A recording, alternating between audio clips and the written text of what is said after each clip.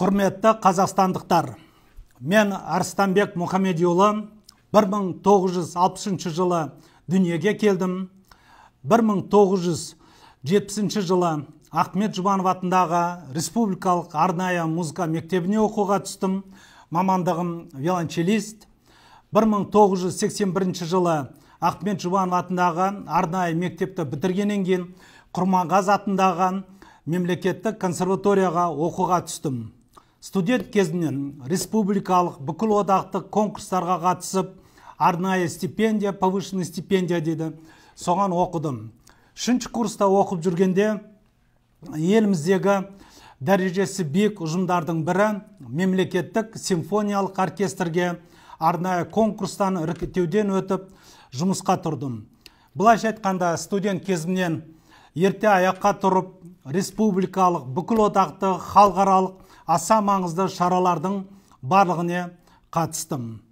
1986-87 жылдары әскери лауазымды өтіп, 1990 жылдың аяғында еліміздің мәдениет министрлігіне жұмысқа шақырылдым. Өздеріңіз білесіздер, ол кезде Совет одағының қатаң тәртібінен, тексерісінен өтіп, ішкі емтихандардан өтіп, 1991 жылы басында жетекші инспектор лауазымына жұмысқа шақырылдым.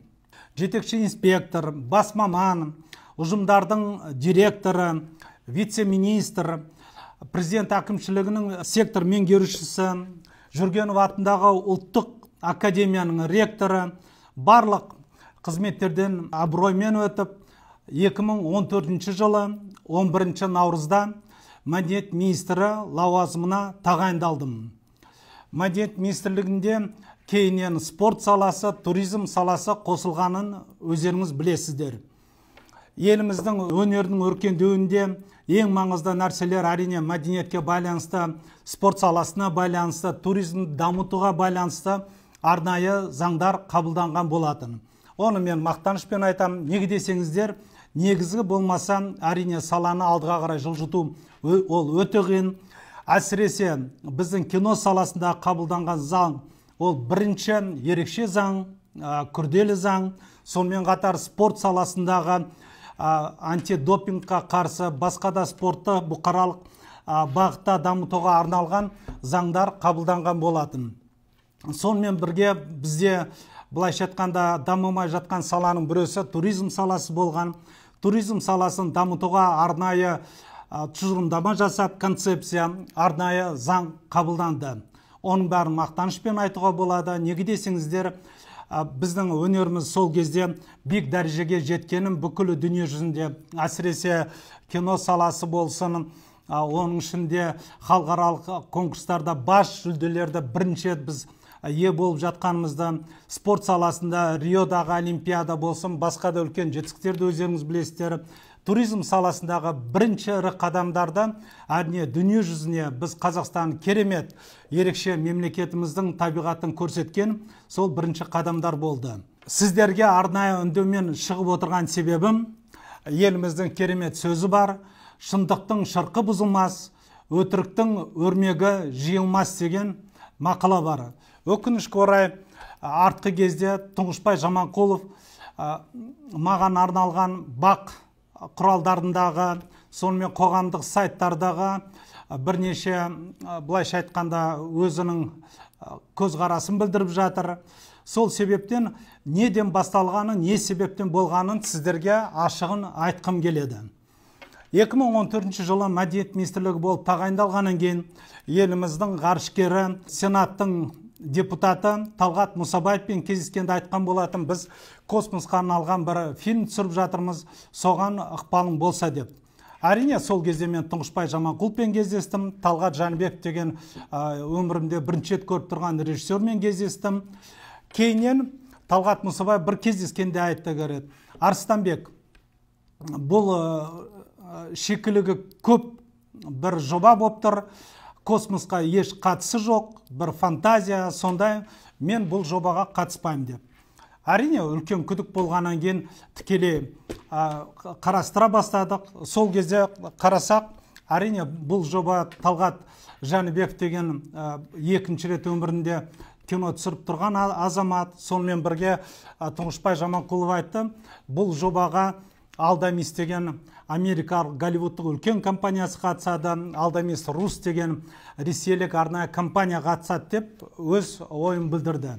Сол кезде мен Тұңғышбай Жаманқұловты ешқашан сотқа берген емеспін.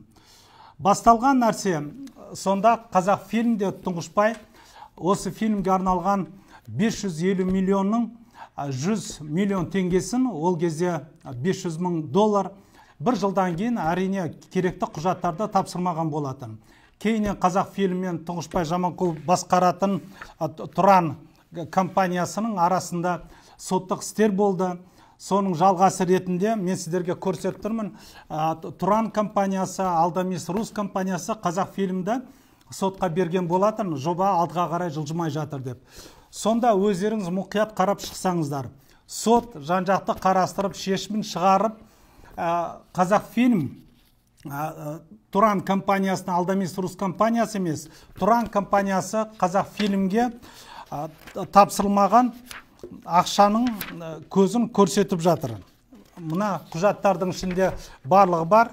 Оны өздеріңіз асықпай мұқият қарап шыққандарыңыз өте дұрыс болады.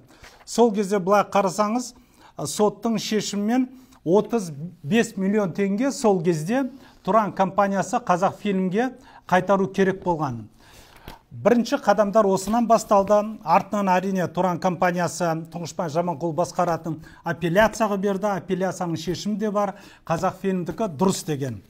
Сол кезде вице-премьер Дариға Нұрсұлтан қызында, сонда арнайы жиналыстың кезінде экономика министрінің бірінші орынбасары болған Руслан Данилов арнайы көрсетті. Мына құжатта Алдамис Рус компаниясы жалған компания екен. Бір күндік компания, осы шараға арнайы тіркелген, былайша айтқанда складские помещения дейді. Сол жерде адресі болған, бірде-бір былайша айтқанда финансалық немесе жұмыстар жүргізілмеген, тек қана уставной фондында 10 мың рубль ғана екен. 10 мың рубль 50 мың теңге, соның айналасында. Бұлай өздеріңіз қарасаңыздар, мына сведения государственной регистрации, соны көрсетті. Ішінде әрине бірде-бір финансовалық, былайша айтқанда ешқандай қозғалыстар жоқ. Ешқандай қозғалыстар жоқ. Налогымен төленгені немесе басқа да жұмыс істегені. Арнайы осы жобаға құрылған жалған компания. Не себептен? Әрине біз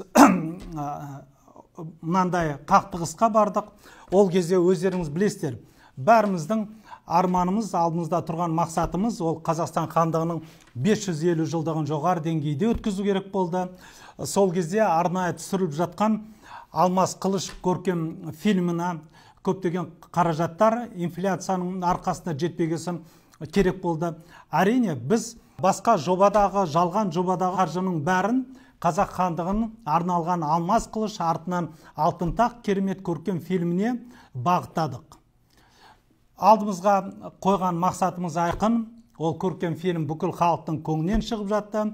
Әрине, маған шабуыл жасалғаны, мен сол кезде $3 миллион жалған ресейлік компанияға кетуіне жол бермегендігім. Бар кінәм осы. Біз арғарай ол Алдамис Рус компания не екенін, америкалық Алдамис компанияға қандай қатысы бар екенін арнайы сұрастырып жібердік. Сол кезде Тұңғышбай Жаманқұлов мына Алдамис компаниясынан арнайы сіздерге хат келді деп берді. Сол хатты өздеріңіз қарасаңыздар, ең артында компанияның басшысының қолы подделка. Біз әрине бұл хатты экспертизаға берген кезде олар бірден айтты, бұл әрине заң бұзушылықтың ең бір былайша айтқанда көрінісі деп. Содан кейін біз Қазақстанның Америкадағы елшісіне арнайы хатты жібердік. Елшіден, Американың Қазақстандағы елшісінен бізге хат келді. Хатты өздеріңіз мұқият қарап аласыздар. Онда жазылған Алдамис компаниясы мен америкалық, ресейлік Алдамис Рус компаниясы арасындағы қарым-қатынасты біле алмадық, өкінішке орай. Енді дипломатиялық түрде былай сипайы жазылғаны ғой, ешқандай қарым-қатынас жоқ деген. одан ары қарай іздестіру өздеріңіз қараңыздар деп. Былайша айтқанда Алдамис Рус жалған компания екені, артынан тағы да құжаттар келді. Америкалық Алдамис компаниясы сол кезде 3 жыл бойы жұмыс істемей тоқтап тұрған компания. Бұл арнайы ұйымдастырылған топтың қадамы. Неге десеңіздер, сол кезде Тұңғышбай Жаманқұлов маған келіп бірнеше рет айтты, егер 3 миллион долларды мына ресейлік компанияға аудармасаң, біз саған үлкен, былайша айтқанда, шабуыл жасаймыз, үлкен сенде өміріңде қиыншылықтар болады деп. Тұңғышбай Жаманқұловтың артында сол кезде президент әкімшілігінің орынбасары қызметінде болған. Кейін мемлекеттік құпияны жария етіп, отанды сатқан үшін сотталған азаматта болды. Неге десеңіз, барлық өздеріңіз білетін бақ құралдары бірден мен туралы жаза бастады. Сонымен қатар вице-премьер Дариға Нұрсұлтанқызы өзі бірнеше рет әрине тапсырма беріп тұрғаннан кейін Тұңғышбай Жаманқұлов әртүрлі өзінің қолына келген істерді алдыға қарай жылжытты.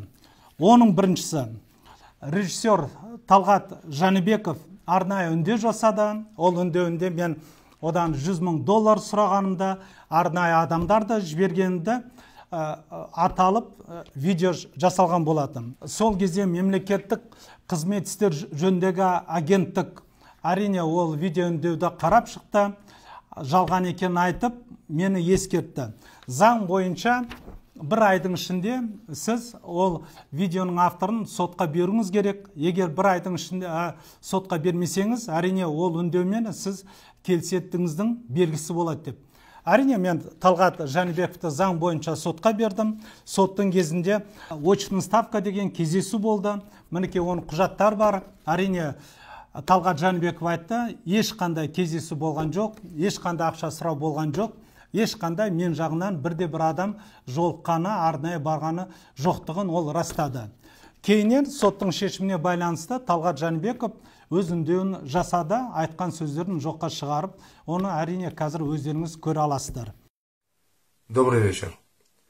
Приговором районного суда номер 2 Сарыаркинского района города Астаны я признан виновным в распространении неподтвержденных сведений по отношению к министру культуры Арыстанбеку Мухамедиулы по статье 130 части 3 УК РК. И по данной статье назначено наказание в виде штрафа в размере 500 МРП. С приговором суда согласен. Сожалею о случившемся. Талғат Жәнібеков. Сонан кейін өздеріңіз білетін Еңлік Сыдықова деген қыз үндеу жасады. Ол үндеуінде 2011 жылы мен Жүргенов академиясына түсуге келдім. Сол кезде ректор Мухамедиулы шақырды. Менен оқуға түсу үшін ақша сұрады, кешке қарап қонаққа шақырды деп видео үндеу жасады. Әрине сол видео үндеуді де мемлекеттік қызметтер істер жөніндегі агенттік тексеріп, жалған екенін көрсетіп, ол видео жасалған тағы да маған ескерту жасатты. Сіз бір айдың ішінде бұл видеоның жалған екенін көрсету үшін, келіспейтініңізді көрсету үшін сотқа беруіңіз керек деп. Заңға байланысты мен Еңлік Сыдықованы әрине сотқа бердім. Соның кезінде белгілі болғаны Жүргенов академиясына оқуға түскен екені жалған болып, сол жылы 2011 жылы Еңлік Сыдықова Қызылорда қаласындағы Болашақ жеке меншік университетіне оқуға түскен. Мына арызы тұр. Кейіннен 2012 жылдың қаңтар айында сырттай оқу бөлімінен хореография бөліміне оқуға түскен. Ауыстырылған, оны өздеріңіз қарап жатсыздар. Сонымен қатар мінекей өздеріңізге оқыған Еңлік Сыдықованың бірінші курста оқыған мінекей бүкіл құжаттар бар. Ішінде алған бағалар бар. Бағалардың қандай дәрежеде екенін әрине өздеріңіз қарап жатасыздар. Тек 2012 жыл ғана Еңлік Сыдықова Болашақ университетінен Қызылордаға жекеменшік Жүргенов академиясына ауысуға өтінішін білдіріп келді. Өздеріңіз қарап шығыңыздар. Әрине оның қолын жазғаны қандай екені деңгейі көрініп тұр. Заңға байланысты хат жазғаннан кейін біз Жүргенов академиясы мынандай Еңліктің екінші өтініші бар, жаңа өз университетінде ауысу туралы. Жүргенов академиясы Болашақ университетіне хатты жіберді. Былайша айтқанда, екінші курстан, біздің Жүргенов академиясына, екінші курсқа ауысуға құжаттарын сұрастырған, мінекей арнайы хатты жіберілгені. Былайша айтқанда, екінші курсқа келгенде арнайы ешқандай емтихан тапсырылмайды. Бұның бәрі көрініп тұрғандай, бәрі соттың кезінде анықталды. Еңлік Сыдықова 2011 жылы ешқашан Жүргенов академиясына түспеген, бұл жалған ақпарат екен. Артынан өзі видео үндеуінде айтты. Я, Сыдыкова Еңлік, 9 октября 2016 года разместила видео по поводу Арыстанбека Мухамедиулы в поддержку режиссеров. Так как эти режиссеры отказались от своих слов и признали свою вину, я считаю, что нет необходимости продолжать это. Я больше не хочу комментировать и давать интервью по поводу этого человека. Я прошу больше не беспокоить меня. Сол кездері өздеріңіз білесіздер, Еңліктің видеосынан кейін бізде КТК деген канал бар. Ол каналдың басшысы кім екен өздеріңіз есі жақсы білесіздер. Сол канал келіп Жүргенов академиясынан бірнеше оқушылардан студенттер мен туралы жалған ақпарат беруді сұрады. Бақтыма орай барлығы айтты, ешқандай біздің былайша айтқанда мақтанышымыз, маған ұстаздар айтты. Сонда КТК каналы қыздардың бетін жапқан жалған сонда ақпараттар жасады. Сонымен бірге былайша айтқанда тексерістің кезінде белгілі болды, қай жерде жазылғаны. Жана Бота деген алаяқтыққа сотталған қазақтың азаматшасы бар, соның студиясында жазылғаны. Еңлік Сыдықова орысша нашар білетіні арнайы ұстаз жалдап бір апта бойы оқытып, сол жерде арнайы жазылғаны. Неге десеңіз, текстің бәрін Еңлікке жазып берілгені. Жана Бота кейіннен өзі де интервьюларында айтты. Мына Тұңғышбай Жаманқұловтың түсірілетін кино проекттің ішінде Жана Ботада бар екені кейіннен бірге қосылып жатқаны.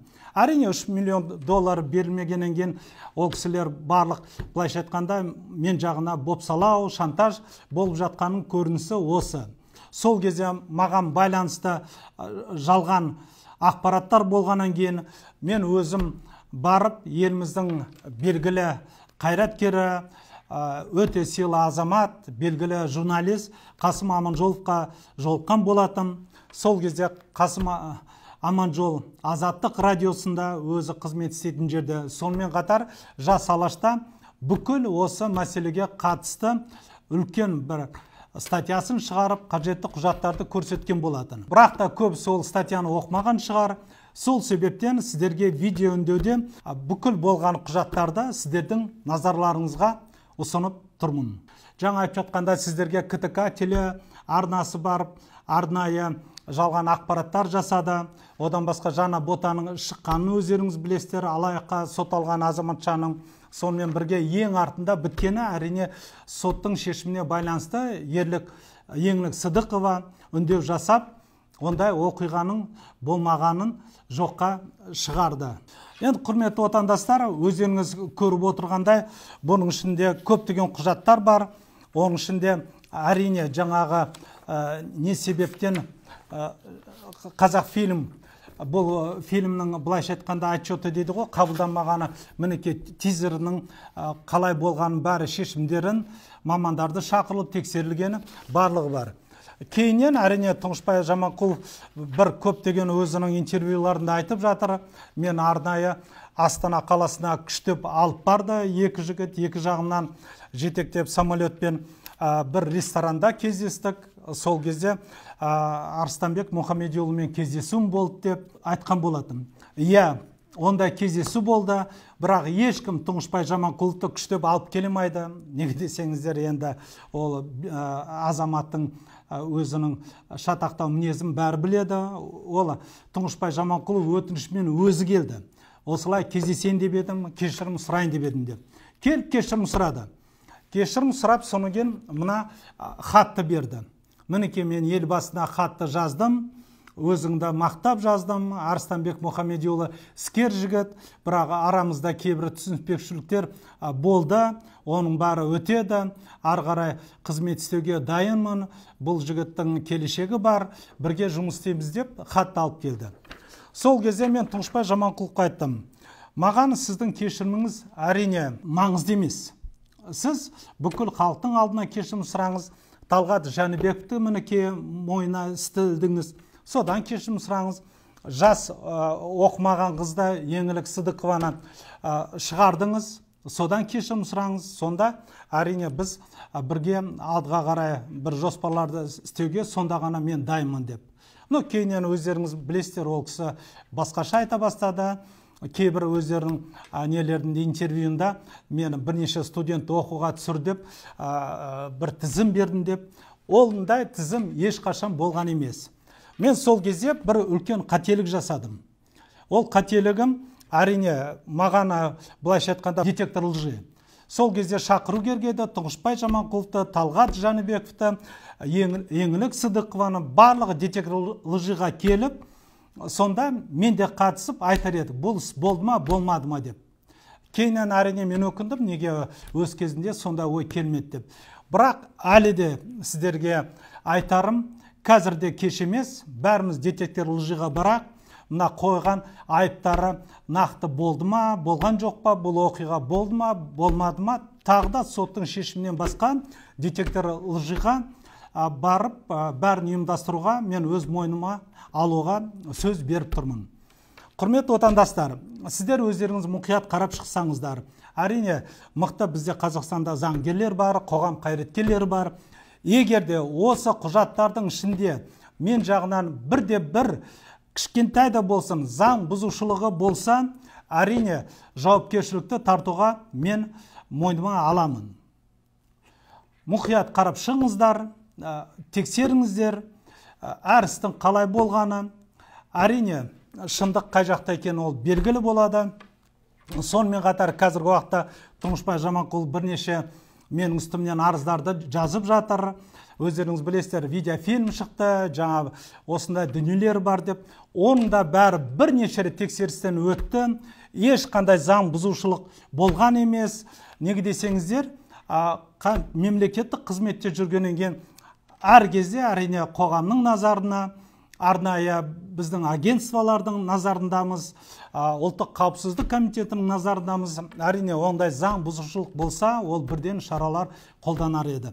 Сол себептен, құрметті отандастар, сіздердің шығып отырған себебім өздеріңізге белгілі болып тұр. Ақ қарасына өздеріңіз көздеріңізді жеткізесіздер. Рахмет.